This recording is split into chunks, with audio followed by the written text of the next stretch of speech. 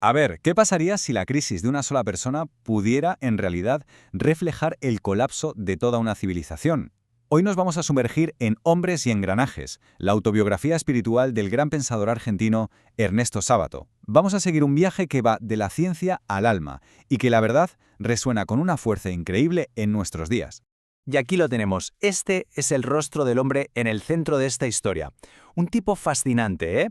Físico de día, novelista de noche, un revolucionario que perdió la fe y un pensador que, en una época dominada por las máquinas y la razón, se atrevió a bucear en las aguas turbulentas del alma humana. Y con esta cita, Sábato nos lanza la primera pieza del puzzle. ¿Qué quiere decir con eso de que el fantasma que se perseguía era uno mismo? Pues nos plantea que toda búsqueda que hacemos fuera, en la política, en la ciencia, en el arte, es en el fondo un eco de una búsqueda interior, un viaje para encontrarse a uno mismo. Para entender a Sábato, lo primero es quitarse de la cabeza la idea de una filosofía sistemática, todo bien ordenado. No. Lo que él nos ofrece es algo mucho más crudo, más personal, una autobiografía espiritual. Es un testimonio que nace del caos que lo rodea y es irregular y a veces violento, como la vida misma. Pero, ¿qué es exactamente esto de una autobiografía espiritual? Para Sábato es como el diario de una crisis. Una crisis personal, sí, claro, pero también universal.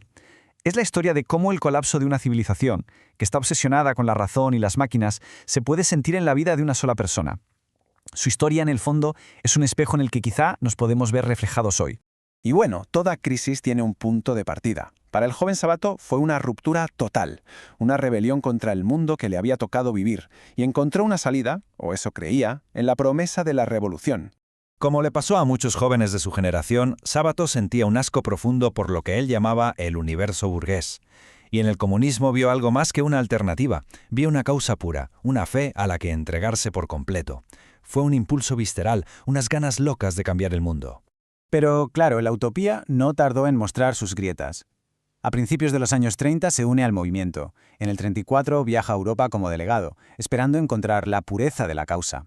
Y en lugar de eso lo que descubre es un vasto caos. La maquinaria estalinista no era un sueño, era una pesadilla. Y su fe revolucionaria pues se hizo añicos. ¿Y qué se hace cuando la fe política se derrumba? Pues a menudo huir al extremo opuesto. Si el mundo de los hombres es un caos, pues se busca refugio en otro sitio. Para Sábato, esa huida le llevó al orden frío y perfecto de la ciencia. Ahora, fijaos en la potencia de esta imagen. Tras perder su fe política, el mundo se le aparece como algo sin sentido, un laberinto gelatinoso. Es que casi se puede sentir esa náusea existencial, esa falta de algo sólido a lo que agarrarse. Y claro, necesitaba un antídoto.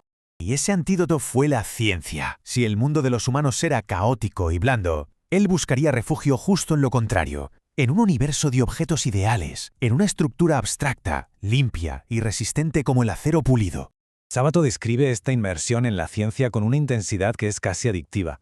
Habla de ella como un refugio de alta montaña, lejos del ruido de los hombres. Dice que se administraba inyecciones de transparente opio y que vivía en un paraíso artificial, estudiando con un frenesí que rozaba la locura.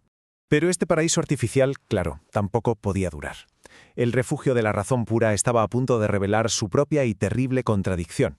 El escenario no podría ser más simbólico. Es 1938 y Sábato trabaja en el laboratorio Curie en París, o sea, en el corazón del progreso científico europeo.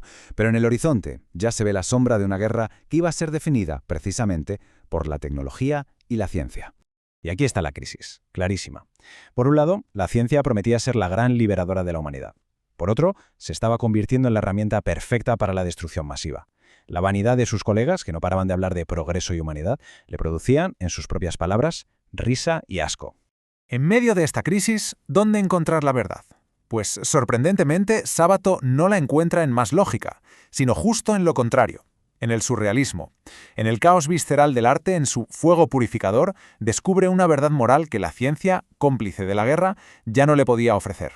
Y así llegamos al giro final de su viaje.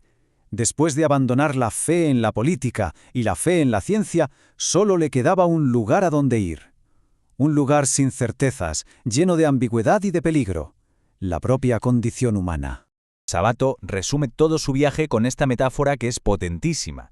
Decide, de forma consciente, abandonar la clara ciudad de las torres, la ciencia, ese lugar seguro y ordenado, para adentrarse en un continente lleno de peligros, que es el territorio de la conjetura, del arte, de lo puramente humano. Así que el punto crucial es este. Lo que muchos podrían ver como una traición a su carrera científica, para Sabato fue el acto de máxima lealtad. Una fidelidad no a una idea o a una disciplina, sino a su propia y compleja condición de ser humano. Y aquí está la paradoja final de su viaje. La mayor sabiduría que encuentra no es una nueva certeza, sino precisamente la liberación de tener que necesitarlas. Es abandonar la arrogancia del que cree que lo sabe todo para abrazar la profunda humildad del que, por fin, sabe que no sabe. La crisis de Sabato, que ocurrió hace ya más de medio siglo, resuena con una fuerza increíble hoy, y su pregunta sigue flotando en el aire. Cuando los grandes mapas que teníamos, los de la ideología, los de la razón pura, ya no sirven, ¿qué brújula nos queda para navegar el incierto continente de la existencia?